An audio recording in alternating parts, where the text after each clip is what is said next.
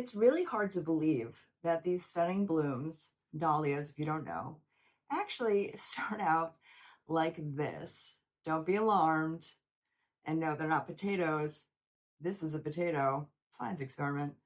No, these are tubers, and this is how dahlias and peonies grow. So on this all new episode of Sam Explains the World with your host, Samantha Bremekamp, huge garden enthusiast, I'm going to teach you the ways of getting ready so that your garden ends up looking like this. Because dahlias, unlike peonies, who always get way more credit, dahlias last so much longer and have blooms going from summer all the way through fall and even past Thanksgiving or whatever, depending on when the last frost is.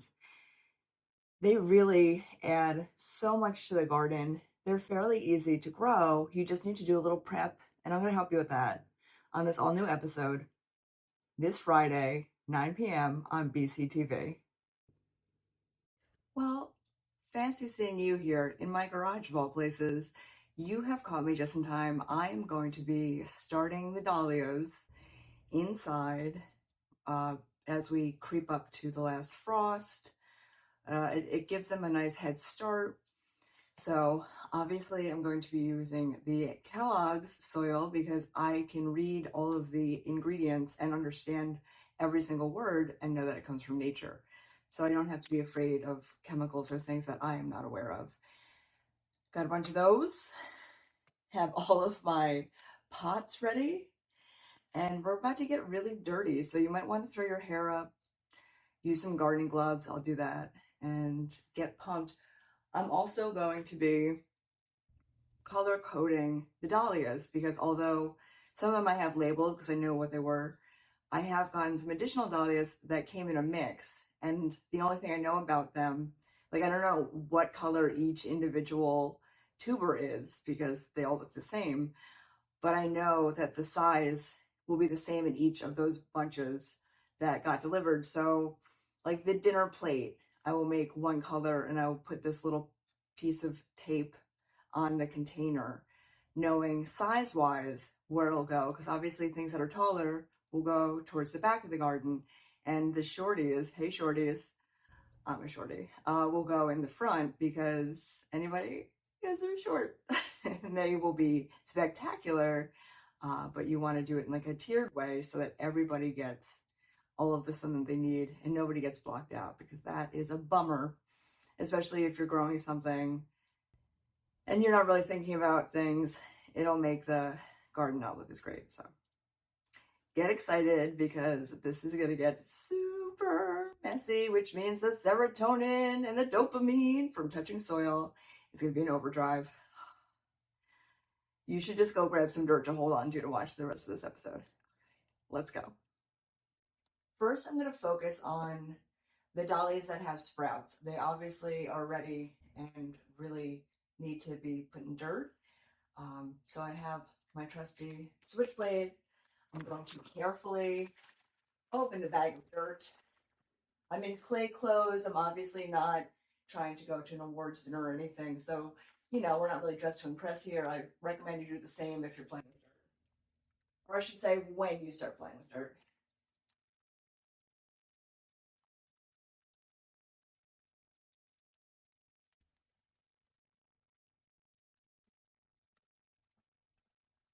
I cut it in a way that was easy for me to get dirt out of because these are such big bags. I'm not going to like lift and dump dirt out.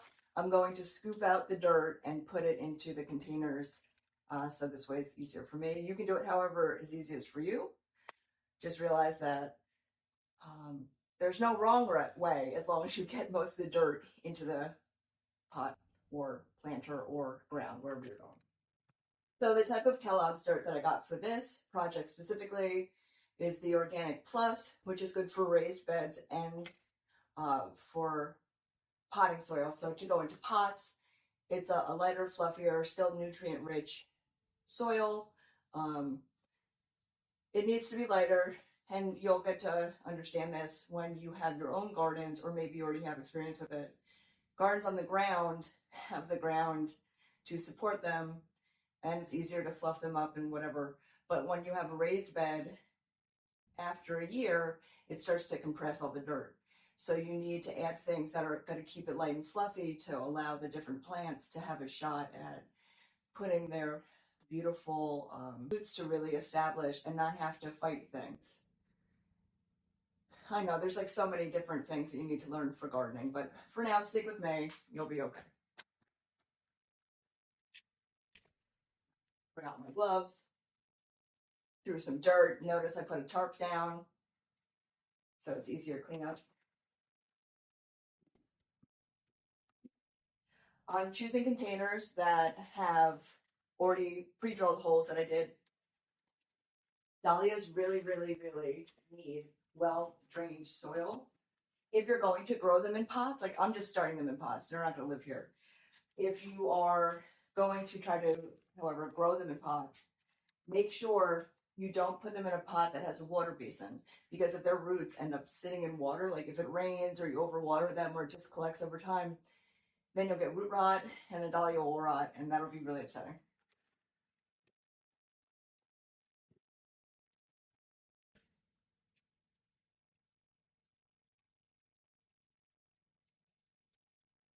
And if you do raised beds, you can easily just add a couple bags of this stuff and fold it in.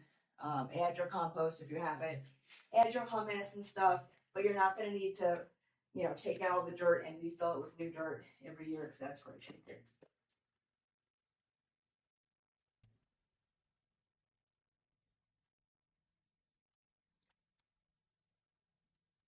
I am breaking up the dirt because these sit in piles at the store and it starts to make them heavy like a brick, and you want the dirt to be fluffy and nice.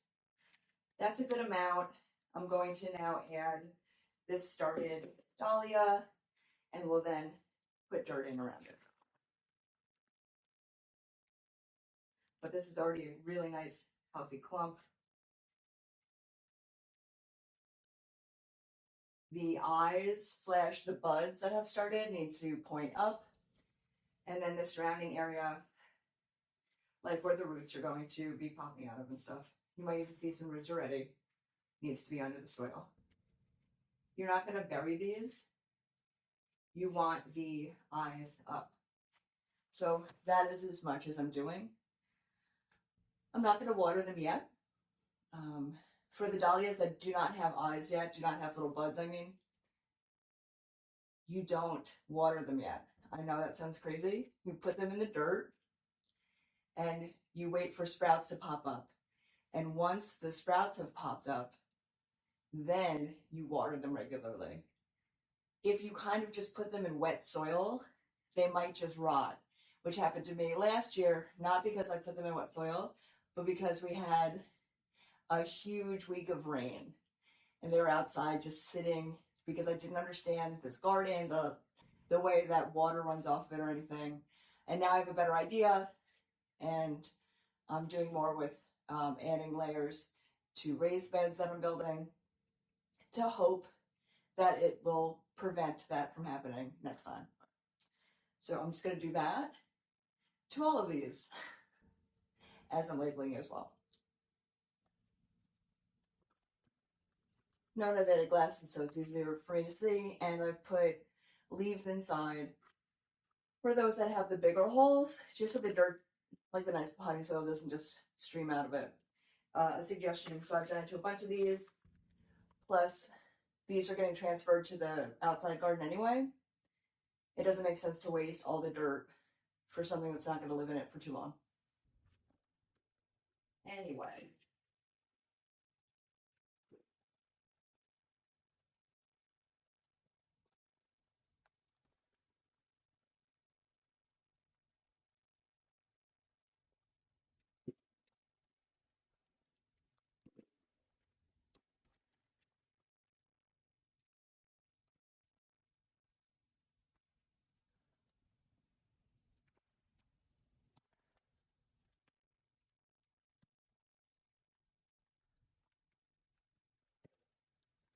This one has big sprouts. I'm definitely going to water it once I plant it.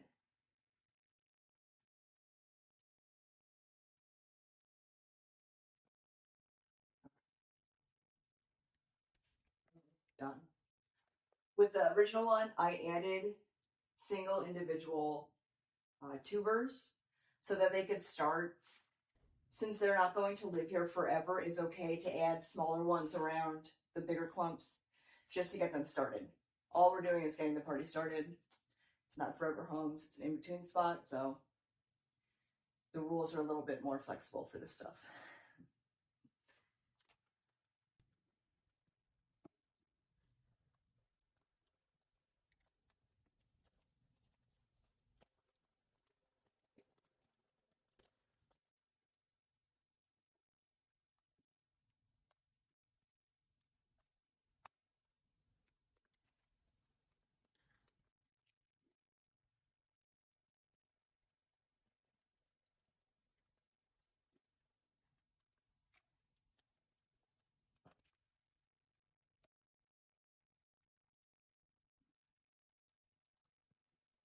Is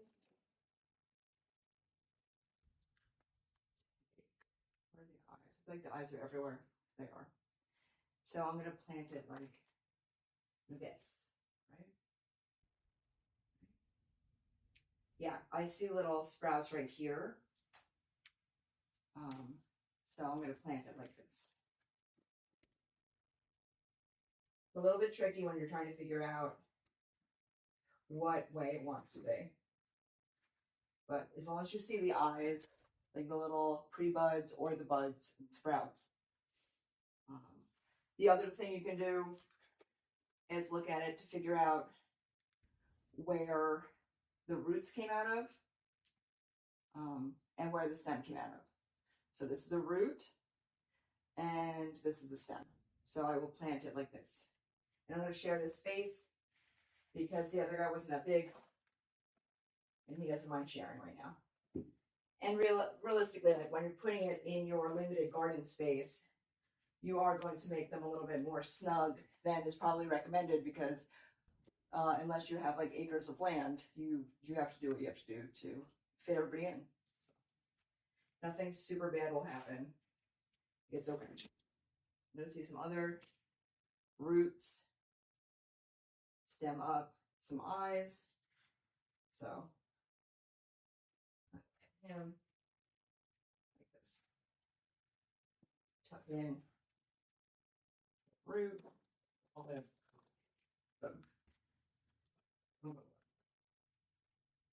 These are mystery ones, so they're gonna be beautiful no matter what.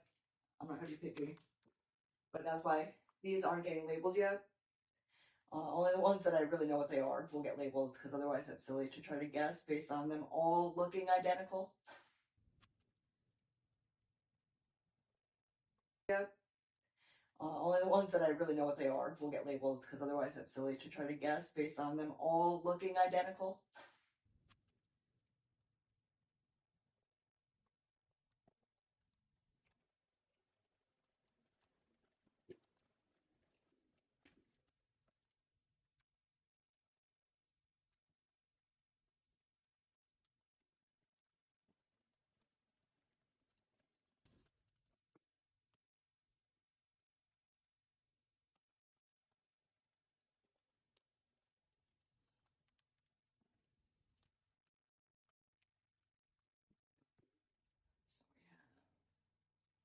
So we have this. Yeah, growth right there. So I'm going to plant them like this, I guess. Or no, I can go like this because they'll pop up. Like a game you're playing, trying to figure out which way it wants to grow. And you don't bury them. They need to get direct sunlight where the buds are and the growths. And then I'll plant the little ones around them. I'm not sure what they are. Forgot which way. Roots this way. The eye is right there. Sticking in. This is a rock. No, this is a stick. That's not a rock. This one.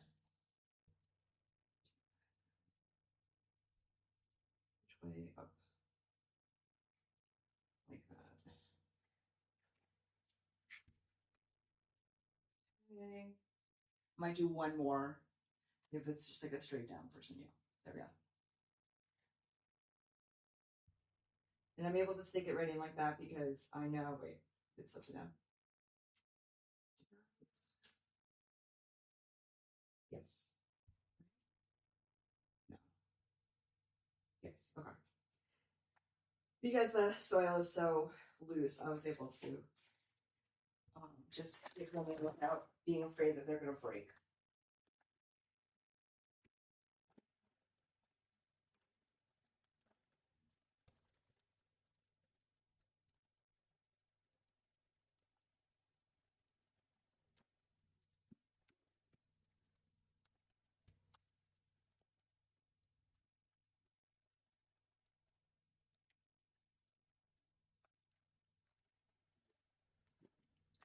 With a couple more little guys. Hopefully you can hear me. Here I am. I have most of them filled with the ones that I had taken out of the garden last year. Those are labeled with the blue gaffer tape. And the new ones, I've labeled the container with what they are using the gaffer tape, of course, because I'm obsessed with it. And it's a stronger tape that won't let me down. So now I just have more of these, and I'm gonna have to run out and grab from the garden more containers to continue filling it. But once I have this all set, I will relocate them to sunny windows and or around the indoor grow lights so that they get that sun, because it's still too cold to put them out, and today's a great day anyway. So, and obviously I'm getting super dirty and overheated, so the hair's up, the gloves have been on, and just getting serious down in the dirt, putting the hurt on the dirt, and having a really good time because this is the best. As we're planting all of these beautiful dahlia tubers, or bulbs as they get called, both things, I thought it'd be nice to give you a little up close and personal how it's done. I do have gardening gloves. I guess I'll use them. I was gonna go all garden savage like I normally do, but I don't know. Change it up a little bit. So this is how they arrive, and it's important to test to make sure that they're firm. If they are super shriveled up and squishy, or just really squishy, that means they're kicked. So it's like trying to plant an octopus. What? You've never done that before? Silly. So you're going to plant all of the tubers down. Or it depends too, like, that's how I'm doing it for these, because the stem is up like that. That makes it easier. They don't all end up like this. Sometimes you'll get a group of tubers that have been planted and grown sideways, so that they need to be planted a very special way in order for the little blooms to be facing up. If you see little growths, little bursts of life, then you know they need to face up to get to the sun.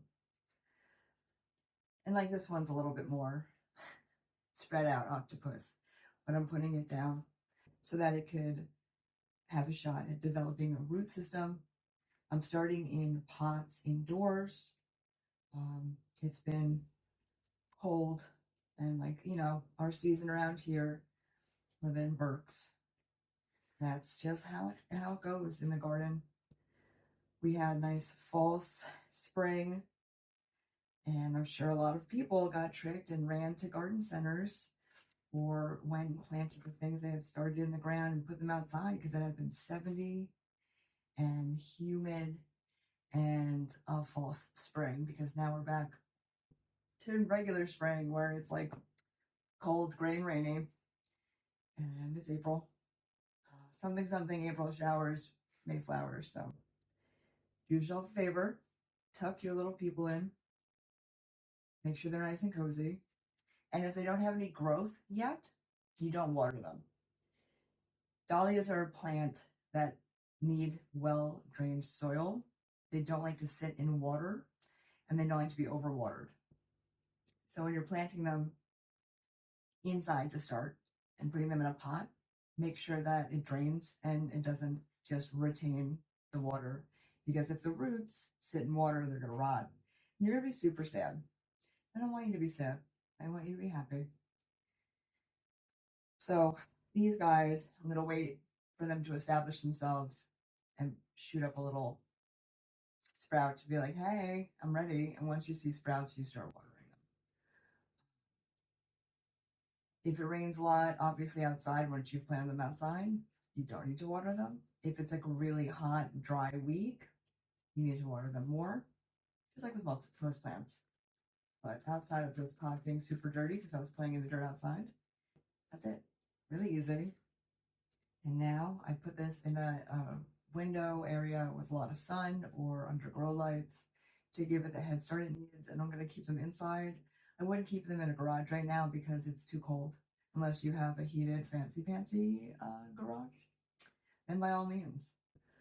Or if you have a greenhouse, you don't do that if it's warm enough or insulated enough or gets so much sun and what have you. And just like that, your dahlias are getting prepped to get moved outside once it's warm enough.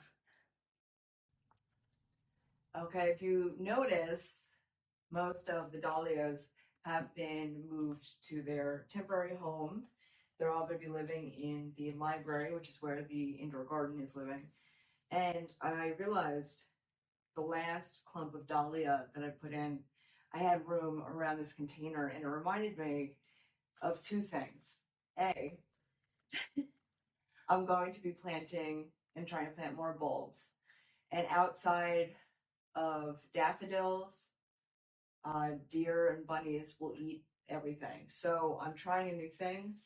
I got these mesh bags. They're metal. They do not rust, the type that I got. And I'm going to be putting the bulbs, starting the bulbs in the mesh bags with dirt in this pot. They're going to go into the ground outside when it's warm enough and stay in these mesh bags, which makes it kind of easier for if you're starting inside, trying to give them a head start, but also that will stop critters from getting to it. So I've rolled the sides of the mesh bag down a little bit so it's easier for me to add dirt into it, and then to boop, boop, boop, and put the bulbs in. I'm not going to cover the top of it completely because when bulbs and things grow, they're going to shoot up. What I will do before moving them outside, once they're established, they've put up shoots, I will cinch the bags around it so that they have room to still grow, but the critters don't just pluck them out of the open containers of the mesh bags. But so I have some dirt in the soil. I got a mix of gladiolas, which I planted last year, and much to my chagrin, they were absolutely mostly all eaten. I think I maybe had a handful that weren't destroyed, which is just insane when you think about how many bulbs I planted, which is more than I care to share with you right now because it's kind of embarrassing. But that's okay. It happens. I'm sure it's happened to you or someone that you know loves to garden. And it's a constant battle. So this is one way I am trying to offset. And you know what? I love nature, but they don't need to eat my stuff. And or finish the whole thing. Nothing drives me crazier than finding a tomato that's been bitten. And then the next tomato is also bitten.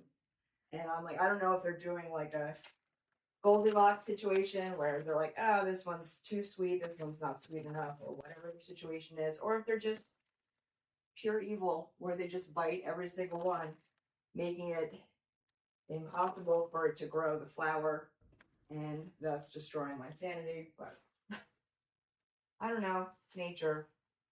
We are in their territory, to be fair. Okay, so I've got to figure out which way goes up, that goes down. So that goes down. It's helpful. Basically, they look kind of like onions. So the flat side goes down, the pointy side goes up. And I was able to see that because I saw a sprout on one. I'm not just that smart. I'm putting about 3 per mesh bag. I'm giving them space. Another sprouted one's so good. And then I'm going to lightly cover them with some dirt and then move on to another container and continue to do this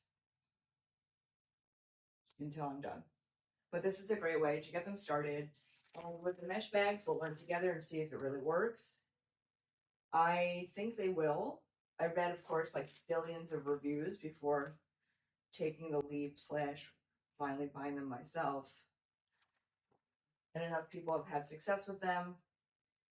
And it wasn't just people who like own the company refilling their reviews to be like, I'm the greatest. And then getting the product and being like, the product doesn't actually seem as great as they keep saying. And that's it. These are really cheap. They're reusable. And again, I got a kind that isn't supposed to get rusty. So fingers crossed. Hopefully this works. You'll take the journey with me and learn if it's a good idea or if it's a waste. I feel good about it. And I hope you do too. Last but certainly not least, I've put in the Gladiolas. They're all in their mesh bags. And I'm going to also do a pot of Freesia, which is gorgeous. I've never done it before. Some people might soak it for a couple minutes. This is not one that you have to do that.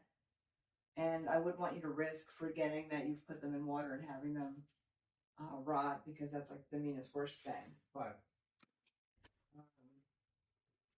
they're really pretty.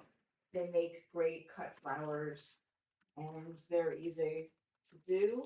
I am, of course, still going to be putting the delicious bulbs into mesh bags in hopes that those super cute chipmunks, bunnies, deer, all those woodland creatures that I adore, just not in my garden. So hopefully that'll be the deterrent of my dreams, and you'll be able to do it also. But so first I put some dirt. I'm going to do 2 planters of these. They're smaller bulbs. Then I put the giant mesh bag, this one. And then I'm going to grab more dirt, put it in, pack them in, lightly cover them in dirt, and move them into the library / grow room until it is in fact warm enough. Perhaps this Sunday, I don't know. But anyway, thank you so much for joining me on this rainy, dreary day in my garage as I prep all of the flowers that are going to eventually be moved outside. It's an important step. It makes a huge difference.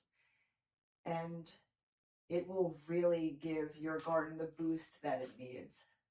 So thank you so much for joining me on this all new episode of Sam Explains the World. I'm your host, a little bit dirty, if you will, Samantha Bremekamp. And I look forward to seeing you next time at 9 p.m.